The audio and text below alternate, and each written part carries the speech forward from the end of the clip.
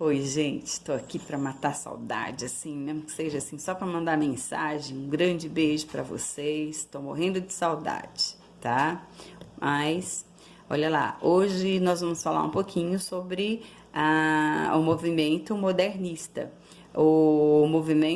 Esse movimento, ele surge na Europa no século XX e ele teve grande influência na arquitetura, no design, na música, na pintura, na escultura, no teatro. E este movimento ele baseia nas ideias de que tinham que abolir as formas tradicionais como vinham postas, porque as normas que vinham, elas eram tão rigorosas que os artistas não seguissem essas regras, essas normas, eles não eram considerados artistas, principalmente no campo da pintura, tá? No campo da pintura, por exemplo, muitos artistas foram recusados. Tinha dois salões, tinha o salão onde essas normas, se elas não fossem respeitadas, né, se elas não tivessem dentro dos padrões, elas eram recusadas e o artista não era considerado artista. Então, era chamado de salão nobre. E esses artistas recusados, como eles eram muitos, eles começaram a reivindicar um espaço para eles poderem expor as suas obras.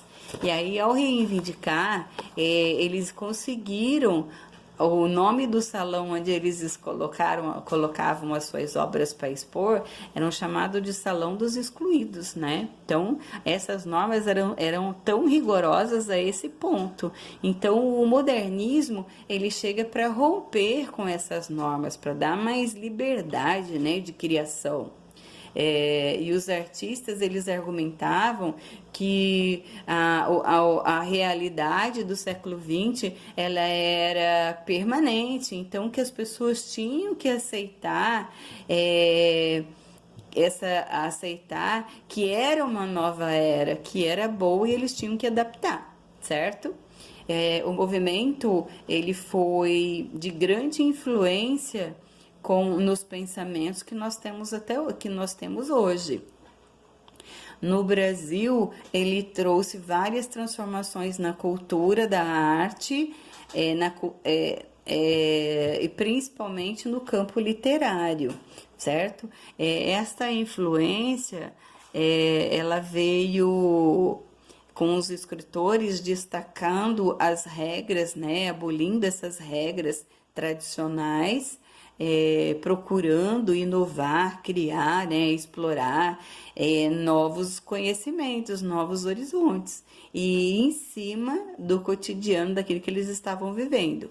O movimento surge em uma época marcada por conflitos, por revoluções, por transformações sociais, e muitos pintores, eles abolindo todas essas regras, eles começaram a pintar aquilo que eles viam.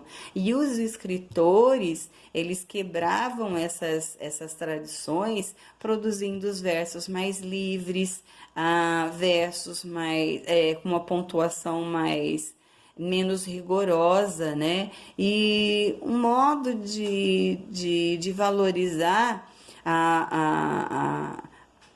os temas, né, do cotidiano, trazendo para a poesia uma poesia mais solta, mais à vontade, às vezes até com um pouco de humor, tá?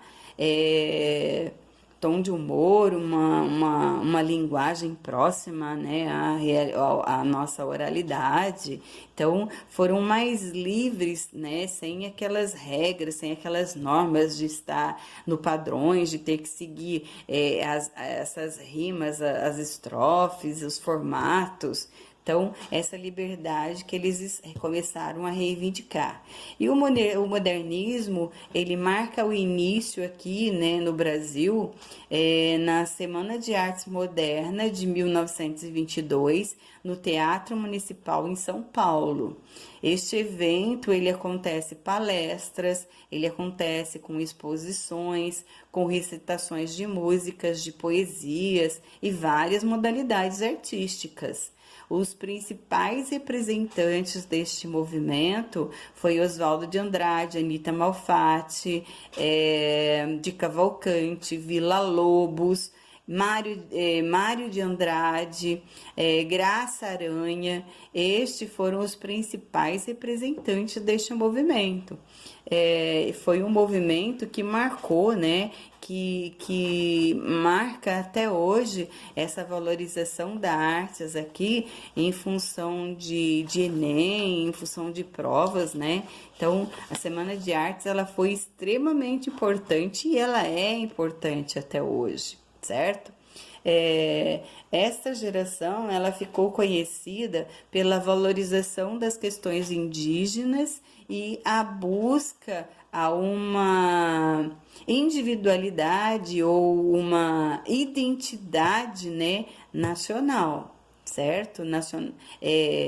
Esse manifesto de poesia, a poesia que ficou, né, mais conhecida até então foi Pau-Brasil com Macunaína,